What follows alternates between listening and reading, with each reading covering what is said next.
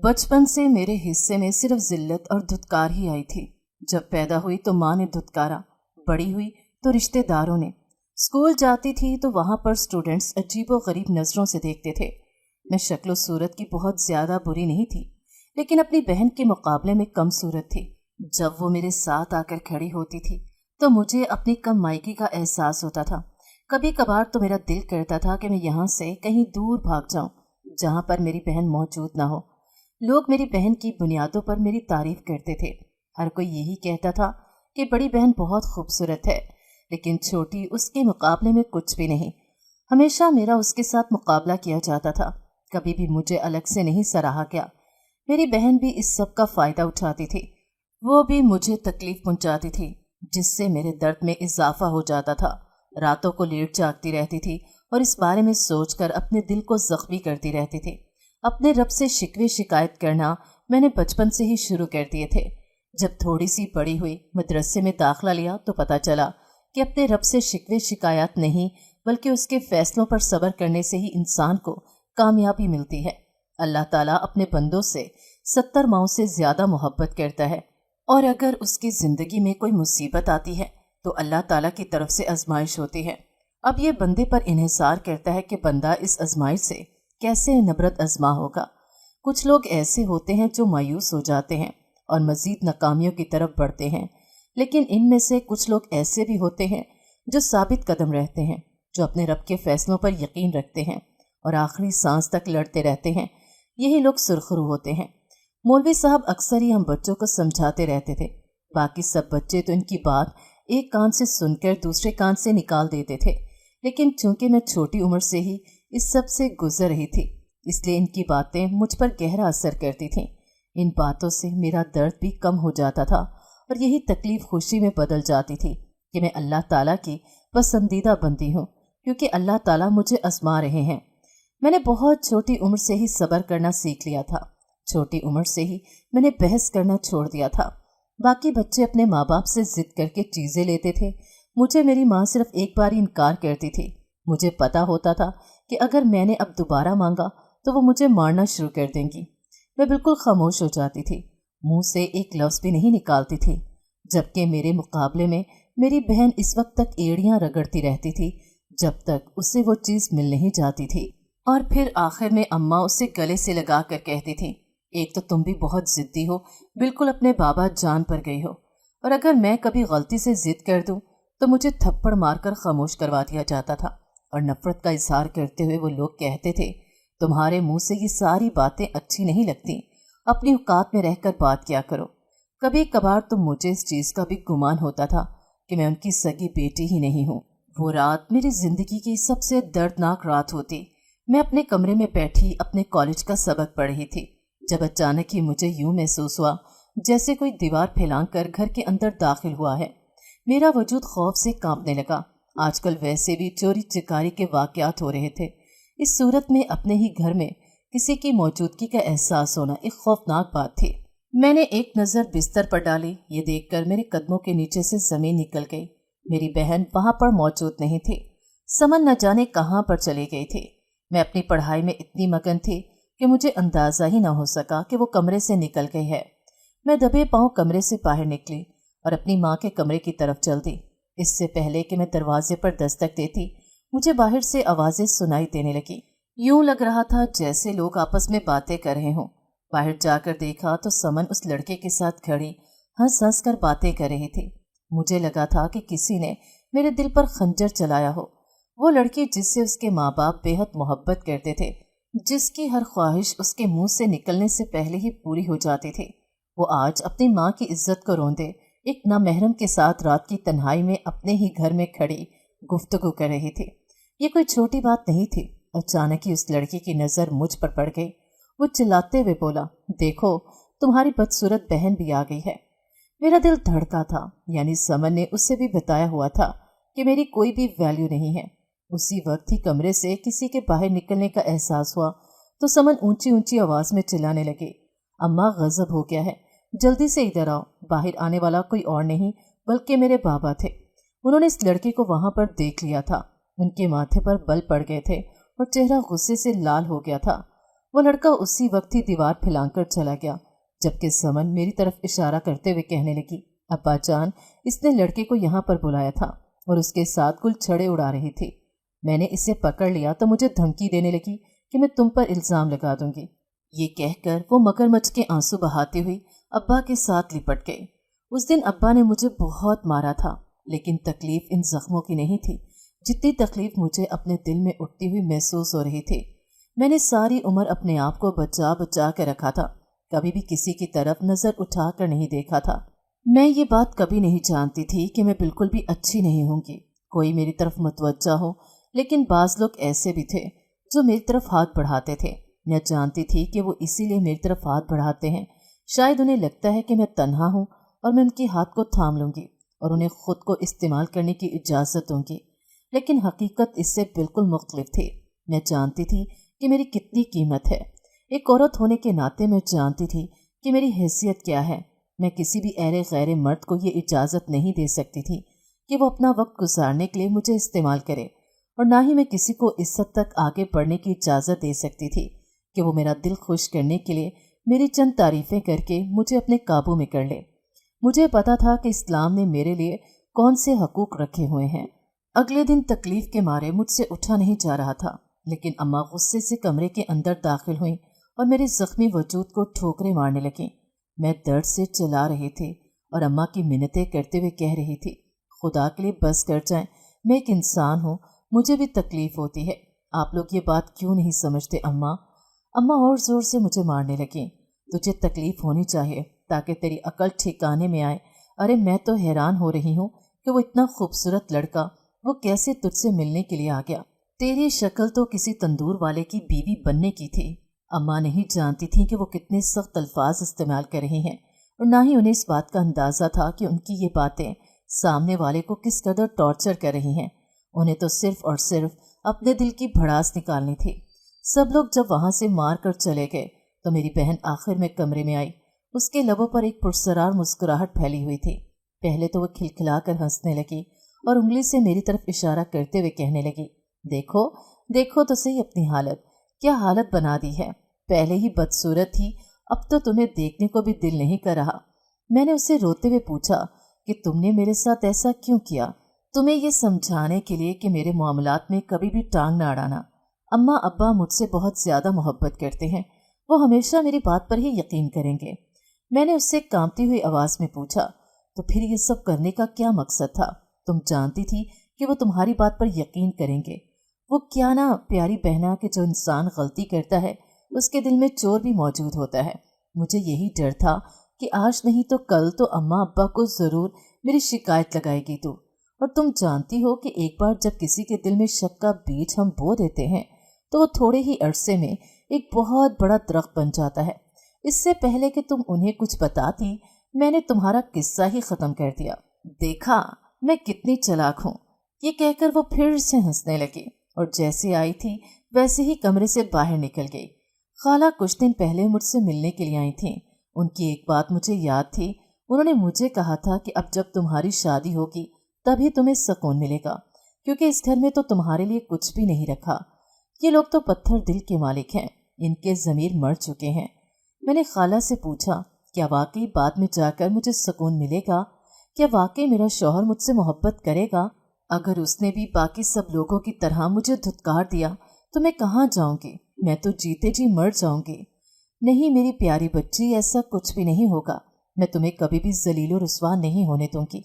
मैं तुम्हारी शादी ही किसी ऐसे घर में करवाऊंगी जहाँ पर सब लोग तुम्हारी कदर करने वाले होंगे। ज़रूरी नहीं कि सब लोग सिर्फ खूबसूरत चेहरे पर मरते हों, कुछ लोग खूबसूरत नीयत पर भी मरते हैं। तसल्ली देते देते भी उन्होंने मुझे ताना दे ही दिया था। मेरे लबों पर एक जख्मी सी मुस्कुराहट फैल गई और मैं ये सोचने लगी कि आखिर इंसान किस हद तक मोहतात होकर बात करे। जैसे जैसे वक्त गुजरता जा रहा था मेरे चेहरे के नकूश भी बदलते चले जा रहे थे। अब मैं काफ़ी हद तक पुरकशिश हो गई थी, लेकिन मेरा रंग अभी भी सांवला था। एक चीज़ जो मैं शिद्दत से नोट कर रही थी वो ये थी कि अब लोग मेरी तरफ मुतवज्जा होने लगे थे। वो मेरी तरफ जी भर कर देखते थे। इससे डर से मैंने निकाब शुरू कर दिया था।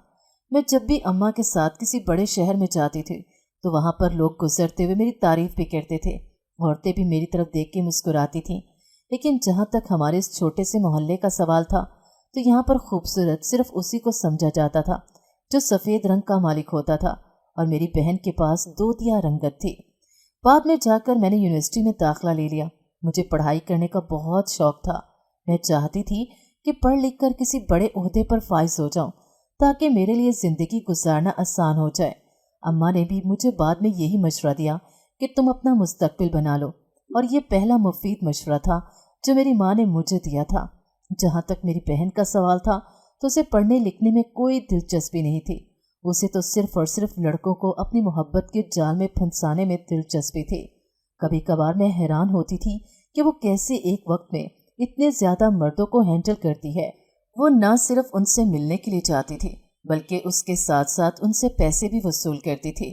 मैं उसे समझा समझा कर थक चुकी थी कि इस तरह की हरकतें ना करो, क्योंकि तुम सब लोगों के साथ एक ही वक्त में शादी नहीं कर सकती।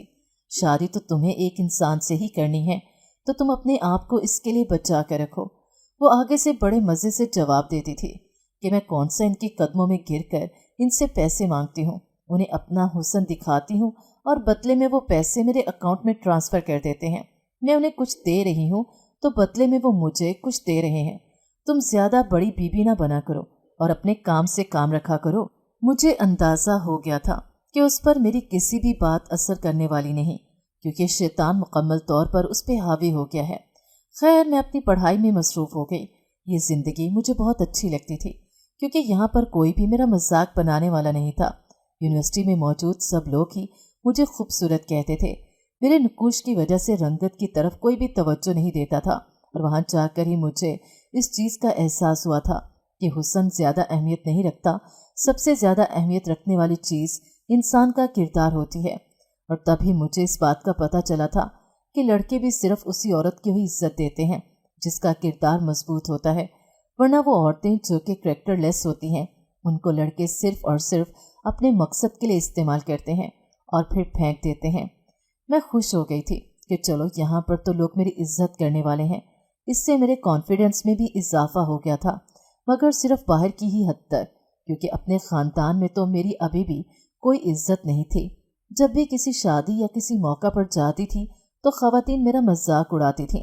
लड़कियां आकर मुझे मशवरे देती थीं कि तुम फलानी क्रीम इस्तेमाल करो और इससे तुम्हारा रंग गोरा हो जाएगा और हो सकता है कि कोई तुम्हारे लिए अच्छा रिश्ता लेकर आ जाए। मैं इनसे पूछना चाहती थी कि तुम लोग भी तो इतनी खूबसूरत हो, इतने गोरे रंगों की मालिक हो, तुम लोगों के लिए इतना अच्छा रिश्ता क्यों नहीं आ रहा। मैं उन्हें कहना चाहती थी कि सिर्फ गोरा रंग ही अहम नहीं, बल्कि उसके साथ साथ किरदार भी अहम है। मगर मैं जानती थी कि अगर बोल दिया तो एक नया मुहाज खड़ा हो जाएगा, सारा ख़ानदान मेरे माँ बाप के खिलाफ हो जाएगा और फिर माँ बाप अपनी तोपों का रुख मेरी तरफ कर देंगे। मैं फ़िलहाल किसी भी किस्म का रिस्क नहीं लेना चाहती थी, क्योंकि मेरे लिए मेरी पढ़ाई बहुत अहम थी। जैसे जैसे वक्त गुजरता जा रहा था वैसे वैसे मैं समझदार भी होती जा रही थी। कुछ ही अरसे के बाद मेरी मुलाकात शहरयार नामी एक लड़के से हुई, जो मेरी ही यूनिवर्सिटी का सबसे अमीर तरीन लड़का था। इसके बाप की दूसरे ममालिक में भी फैक्ट्रियां मौजूद थीं। मैं काफ़ी दिनों से नोट कर रही थी कि वो मेरे आगे पीछे घूम रहा है। मैं जहाँ भी जाती थी वो सामने आकर बैठ जाता था और मेरे चेहरे की तरफ देखना शुरू कर देता। मैं किसी को रोक तो नहीं सकती थी, लेकिन उसकी इन हरकतों से मुझे काफ़ी कोफत भी हो रही थी। मैं गुस्से से सोचती थी कि अगर उसने कुछ पूछना है तो मुझसे आकर पूछ डाले, यूँ परेशान करने का क्या मकसद हुआ।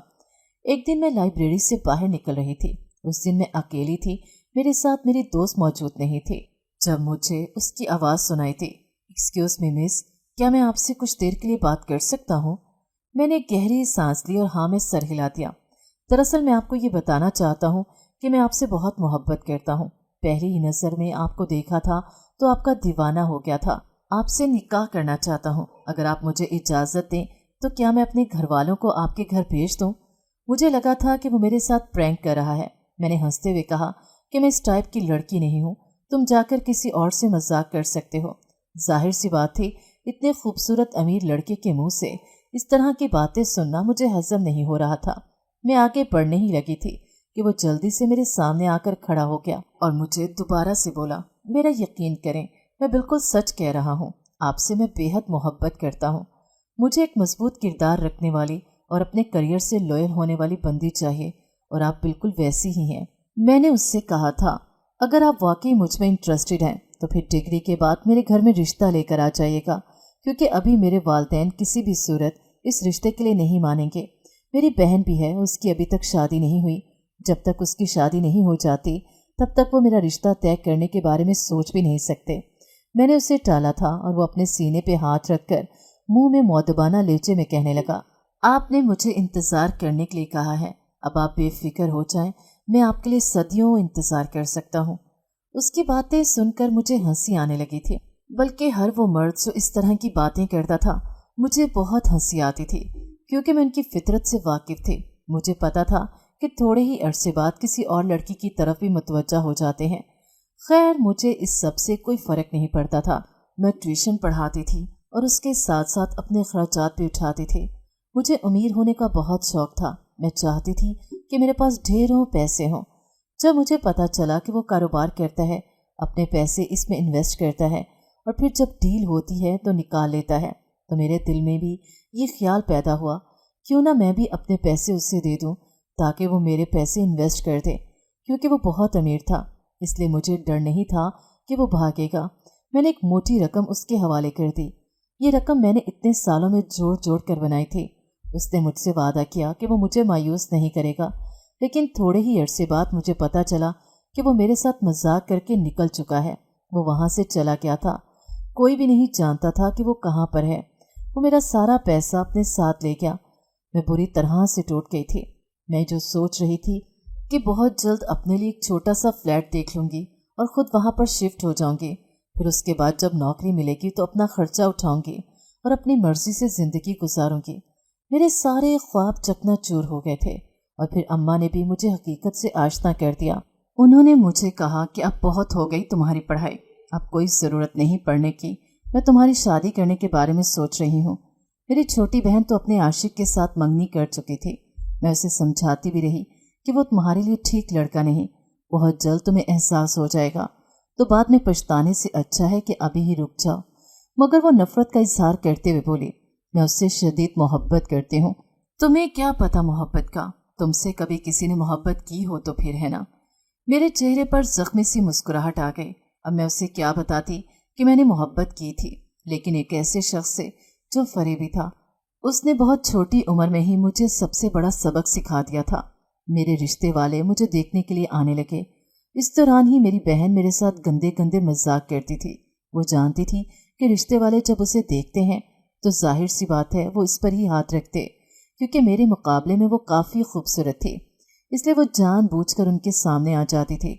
इसके आने से पहले तक मेरी तारीफ़ें हो रही होती, अम्मा मेरे अच्छे किरदार की कसीदे पढ़ रही होती, लेकिन जब वो कमरे में कदम रखती तो मेरी चमक बिल्कुल मान पड़ जाती थी। थोड़े ही अरसे बाद एक ख़ानदान मुझे पसंद करके चला गया। बाद में लड़का मुझसे मिलने के लिए आया था, मगर उसके चेहरे को देखकर साफ महसूस हो रहा था कि उससे मैं बिल्कुल भी अच्छी नहीं लगी। तुम क्या अपने चेहरे पर कुछ लगाती नहीं हो? अकराम की बात सुनकर मैंने बेसाख्ता उसकी तरफ देखा। मैंने पूछा कि क्या मतलब है आपकी इस बात का? यार साफ जाहिर है मैं तुमसे ये पूछ रहा हूँ, क्या तुम अपने चेहरे पर कोई क्रीम नहीं लगाती? क्योंकि तुम्हारा रंग बहुत ही काला है और मुझे काले रंग की लड़कियाँ अच्छी नहीं लगती। अम्मा ने ये रिश्ता तय कर दिया है, जिसकी वजह से मेरी मजबूरी बन गई है।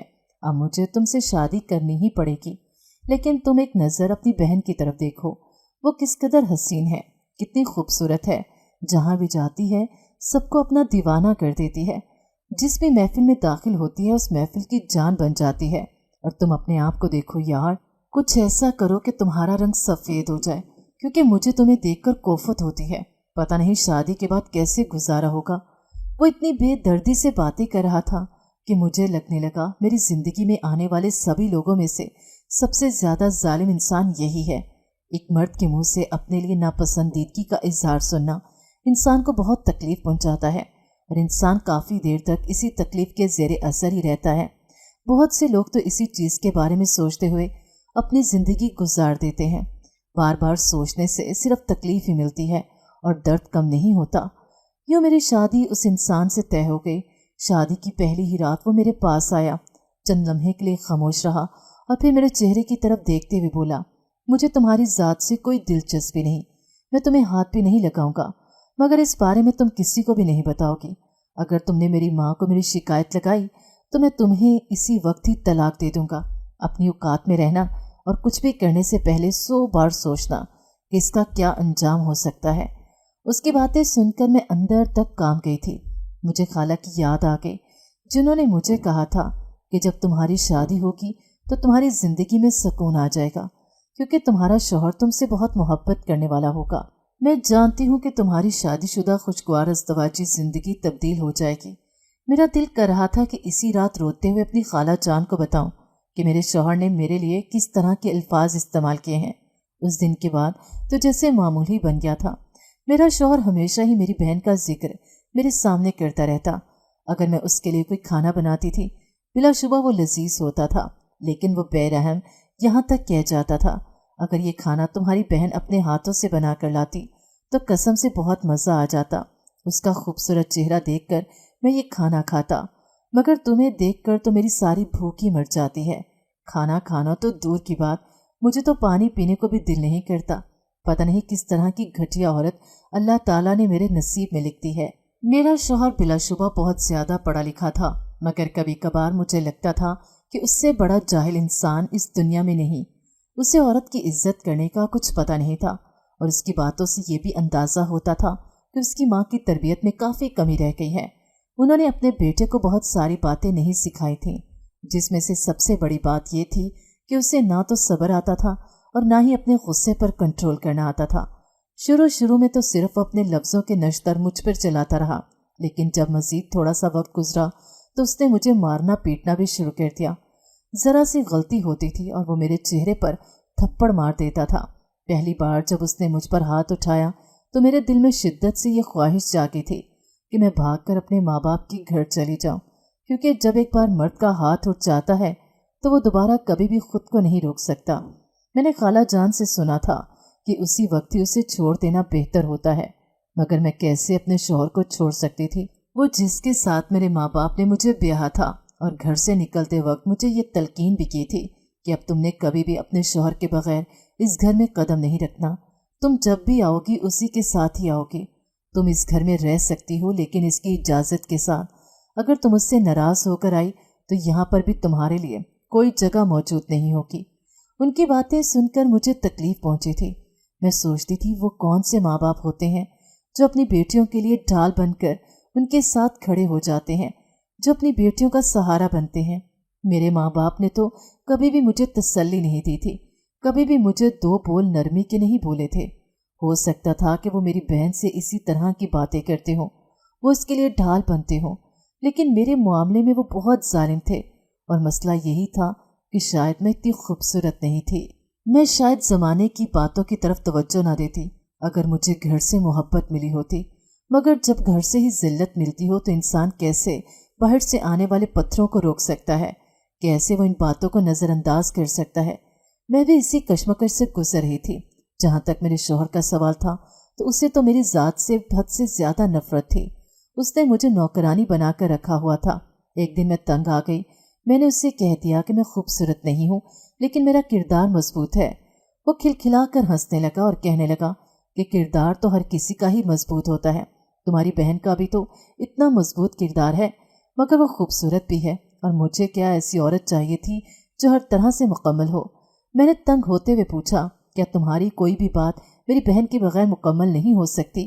اگر تمہیں میری بہن اتنی ہی پسند تھی تو تم اسی سے ہی نکاح کر لیتے، میری زندگی خراب کرنے کی کیا ضرورت تھی؟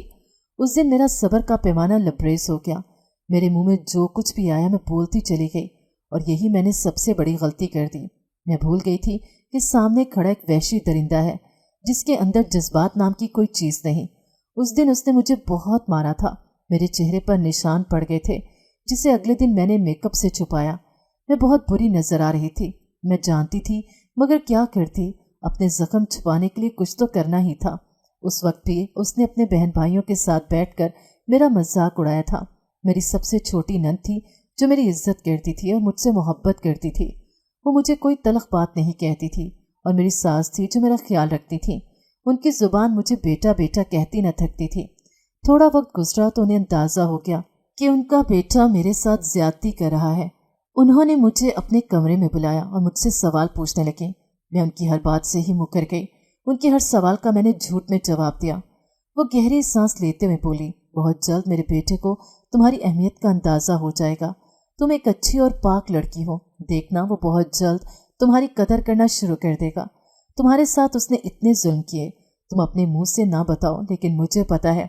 इसके बावजूद तुम इसका पर्दा रख रही हो। इस वक्त मैंने बेसाख्ता कहा था कि शौहर और बीवी एक दूसरे का लिबास होते हैं। उसकी कोई भी बात किसी दूसरे को नहीं बता सकती। अगर मैं ऐसा करूंगी तो मैं कैसी बीवी हुई? ये सारी बातें भी मेरे जहन में मेरी माँ ने ही डाली हुई थी। उस वक्त मैंने एक नादानी की थी। मैं ये बात भूल गई थी कि एक दूसरे का लिबास होना तो वाकई ठीक बात है और शौहर और बीवी को वाकई एक दूसरे की बातों का पर्दा रखना चाहिए। लेकिन जहाँ पर ज्यादती की बात आ जाती है वहाँ पर औरतों को खामोश नहीं रहना चाहिए, क्योंकि जब औरत खामोश होती है तो इसका मतलब ये है वो खुद अपनी ज़ात पर जुल्म कर रही है। उसे खुद ही अपने आप से मोहब्बत नहीं, वो खुद को ही बेमोल समझती है। जब औरत अपनी इज्जत खुद नहीं करती तो मर्द कैसे उसकी इज्जत कर सकता है? वक्त तेजी से गुजरता चला जा रहा था। मेरी शादी को 2 साल हो चुके थे, लेकिन अभी तक हमारी कोई औलाद नहीं थी। मेरी सास अब मुझसे बाकायदा सवाल करने लगी थी। मुझे समझ नहीं आता था कि मैं क्या जवाब दूं। हमेशा ही कह देती थी कि अल्लाह ताला की मर्जी, जब अल्लाह ताला चाहेंगे मुझ पर करम कर देंगे। मुझे अपने रब से उम्मीद है, मेरा रब मुझे कभी भी मायूस नहीं करेगा। इस मामले में मेरी सास भी समझने वाली थी।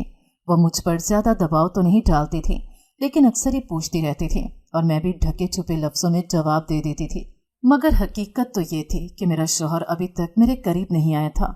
जब मैं उससे पूछती तो मुझे कहता, तुम इस काबिल ही नहीं हो। मुझे बहुत रोना आता था।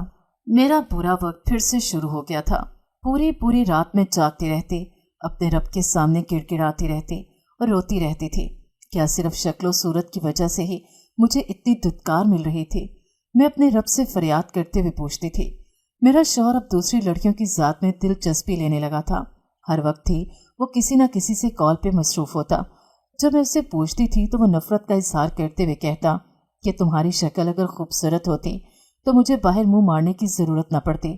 मुझे समझ नहीं आ रही थी कि मैं उससे कैसे इस बात का एहसास दिलाऊं कि शक्ल सूरत ही सब कुछ नहीं होता।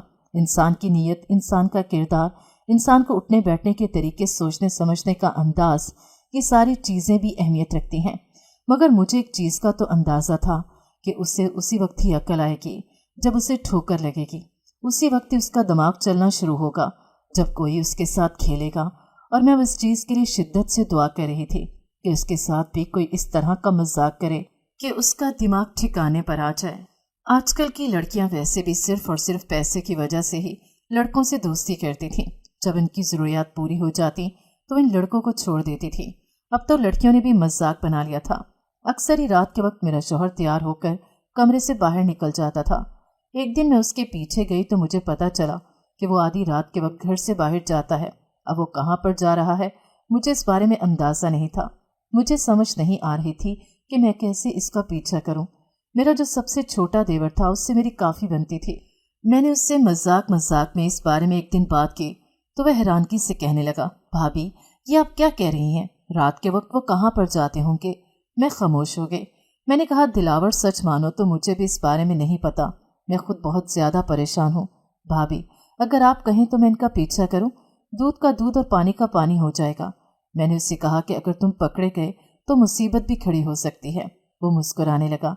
अरे आपने क्या समझा हुआ है कि मैंने कच्ची गोलियां खेली हैं? आप बिल्कुल भी फिक्र न करें, मैं नहीं पकड़ा जाऊंगा।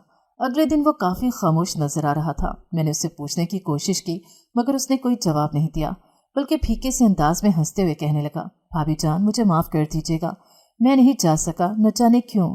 मुझे लग रहा था कि उसने मेरे शौहर का पीछा किया भी था और उसे हकीकत का पता भी है, लेकिन वो मुझे बता नहीं रहा। शायद उसे लग रहा है कि मुझे तकलीफ होगी, लेकिन वो नहीं जानता था कि किस हद तक मुझे पता है। वो दूसरी औरतों के पास जाता था, उनके पास जाकर वक्त गुजारता था। उसे हसीन चेहरे बहुत अच्छे लगते थे। मेरी जिस बहन की वो मुझे सबसे ज़्यादा मिसालें देता था, अब उसने उसकी मिसालें देना ख़त्म कर दी थी। दिलावर मेरे पास आकर बैठा और मुझे कहने लगा, भाभी क्या मैं आपसे एक सवाल पूछ सकता हूँ?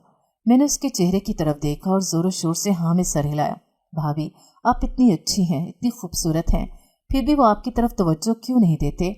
आप क्यों उनका ये जुल्म सितम बर्दाश्त कर रही हैं? आप अपने घर वालों के पास क्यों नहीं चली जाती? मैं खिलखिला कर हंसने लगी। उस दिन मैं इतना हंसी कि मेरी आंखों से पानी निकलने लगा। मैंने उससे कहा कि घर तो मैं तब जाऊं जब मुझे घर वाले कबूल करने के लिए तैयार हो जाएं।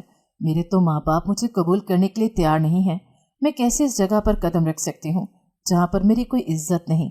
मैं तो ससुराल ये सोच कर आई थी कि मुझे मोहब्बत दी जाएगी, तवज्जो दी जाएगी। मैं नहीं जानती थी कि यहाँ पर मेरे साथ इससे भी बदतर सलूक किया जाएगा। मेरी किस्मत में शायद यही जिल्लत लिखी हुई है जो मैंने सारी जिंदगी उठानी है। उस दिन शिद्दत से मुझे शहरयार की याद आई।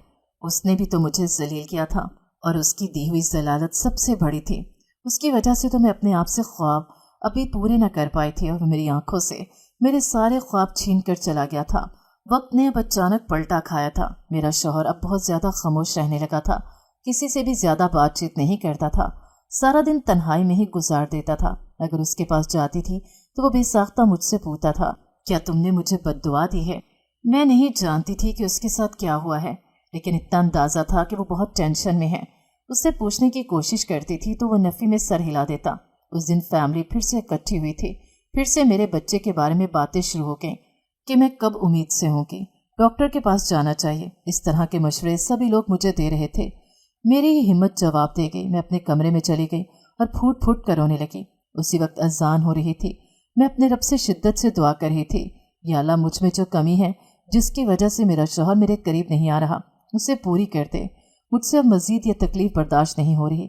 या अल्लाह, मुझे खूबसूरत बना दे। मेरा शुमार भी दुनिया की हसीन तरीन लड़कियों में करने लगे ताकि मेरा शौहर भी मुझसे मोहब्बत करने लगे, क्योंकि उसकी मोहब्बत के बगैर मैं अधूरी हूँ, उसकी कुर्बत के बगैर मैं अधूरी हूँ, उसके बगैर मेरा वजूद कुछ भी नहीं। रोते रोते मैं सो गई थी। मेरी आंख सास की चीख की आवाज़ पर खुली। मैं जल्दी से अपनी जगह पर उठ बैठी। सब लोग फटी फटी नजरों से मेरे चेहरे की तरफ देख रहे थे। मैं नहीं जानती थी कि उन्हें यकदम से क्या हो गया है। मेरी सास ने मुझे सीने से लगा लिया और फूट फूट कर रोने लगी। मुझे शिद्दत से कुछ गलत होने का एहसास हुआ और फिर उस वक्त मुझे ये खबर मिली कि मेरा शौहर इस दुनिया से चला गया है। मुझे समझ नहीं आ रही थी कि मैं रोऊं या हंसूं। एक अजीब सी कैफियत में मुब्तला हो गई थी। कुछ ही अरसे बाद मेरे ससुराल वाले मुझे वापस मेरे मैके छोड़कर चले गए। मैं दोबारा से अपनी माँ के घर जिल्लत भरी जिंदगी गुजारने लगी।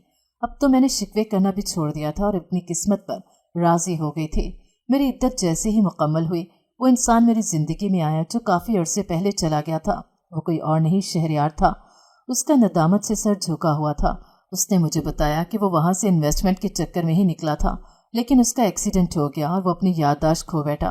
कुछ ही अरसे पहले उसे मेरी याद आई तो उसने मुझे ढूंढना शुरू कर दिया, मगर उसे पता चला कि मेरी शादी हो गई है। वो मेरा सामना करने से घबरा रहा था। उसने एक मोटी रकम मेरे हवाले की और मुझे कहने लगा, देखो, तुम्हारे पैसे डबल कर दिए हैं। मैंने अपना किया हुआ वादा पूरा कर दिया, लेकिन थोड़ा सा वक्त लग गया। मेरे पास एक बड़ी रकम आ गई थी। उसके साथ मैं जो चाहे कर सकती थी। सबसे पहले तो मैंने अम्मा अब्बा को उम्रा करवाया। अपनी बहन को भी मैंने बहुत सारे पैसे दिए, क्योंकि उसे अय्याशी भरी जिंदगी गुजारने का शौक था। उस दिन वो मेरे गले लगी और फूट फूट कर रोने लगी। वो अपने किए पर शर्मिंदा थी और मुझसे माफ़ियाँ मांग रही थी। मैंने उसे माफ़ कर दिया। शहरयार को पता था कि मेरी अस्तवाजी ज़िंदगी बहुत ही तकलीफ में गुजरी है। उसने अम्मा जान से मेरा रिश्ता मांगा तो इस बार अम्मा ने मेरा रिश्ता उससे तय कर दिया। मेरी उससे शादी हो गई। मुझे लगा था कि मैं किसी और ही दुनिया में आ गई हूँ। वो मुझे बहुत खुश रखता था, मेरा ख्याल रखता था, मुझसे मोहब्बत करता था और मोहब्बत जताता भी था। वो मेरी इज्जत करता। एक औरत के लिए उससे बढ़कर और कोई चीज़ अहमियत की हामिल नहीं होती कि उसका मर्द उसकी इज्जत करता है, उसके साथ वफादार है। कभी कभार जब मुझे अपने पुराने शौहर की याद आती तो मैं यही सोचकर खुद को तसल्ली दे देती कि वो मेरे लिए एक आजमाइश थी, और वाकई ये हकीकत थी। अपनी 26 साल आजमाइश में मैं सुरखरू हो चुकी थी और इसका अजर मुझे शहरयार की सूरत में मिला था। एक ही साल बाद अल्लाह ताला ने मुझे 2 जुड़वा बेटों से नवाजा, जिससे मेरी जिंदगी मुकम्मल हो गई।